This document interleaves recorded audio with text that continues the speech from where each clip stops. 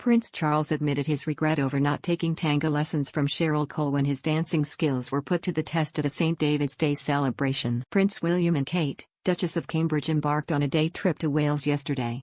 The Duke and Duchess visited Abergavenny and Blaenavon to celebrate St. David's Day and to learn more about the Welsh agricultural industry's crucial role within rural communities. The Cambridges' trip to Wales can be seen as a key sign of the Duke's dedication to his royal destiny. When Prince Charles succeeds the throne, he is likely to grant his heir apparent Prince William the traditional Prince of Wales title. Prince Charles is the longest reigning Prince of Wales in British history.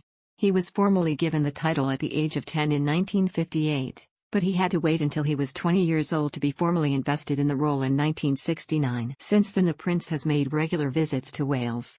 To mark St. David's Day 2011, the Prince of Wales visited Llandovery College, West Wales, to open the traditional boarding school's new Confucius classroom.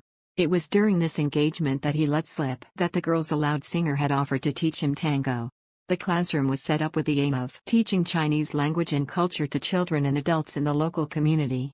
Prince Charles said he hoped the venture, which was the first in Wales, would signal the importance of forging links between the UK and China. He added that despite the fact that so many countries in the world now speak English, it is vitally important to respect the language and cultures of other nations. Performers took to the stage at the college's annual Eisteddfod and were wished a happy St. David's Day by the prince.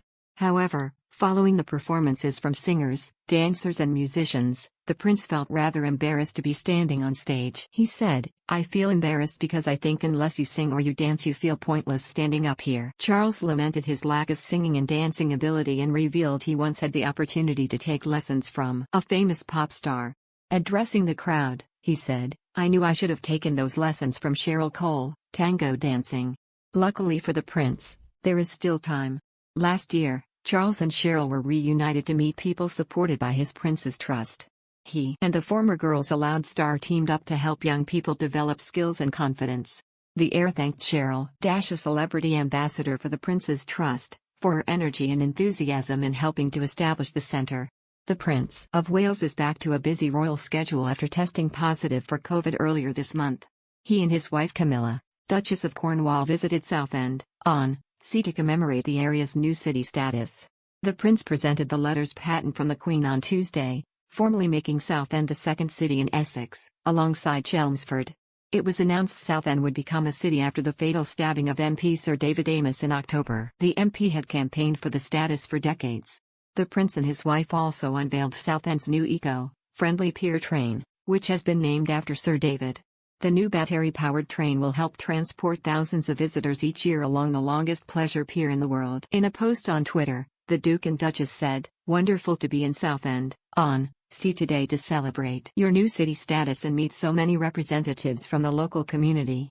Charles' deep connection to Wales goes back to when he spent a term at the University College of Wales at Aberystwyth before his investiture.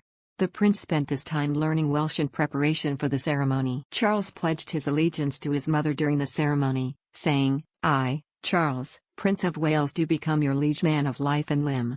Meanwhile, William and Kate's connection stems from when they lived there between 2010 and 2013. During their trip to Wales yesterday, their first stop was Pant Farm, which has been supplying goat's milk to local cheese producers for over 20 years. This was followed by a visit to Abergavenny Market, where they saw firsthand how important local suppliers are to rural communities. The pair also headed to Blaenavon HWB, a community center that offers resources to more than 600 young people in the area.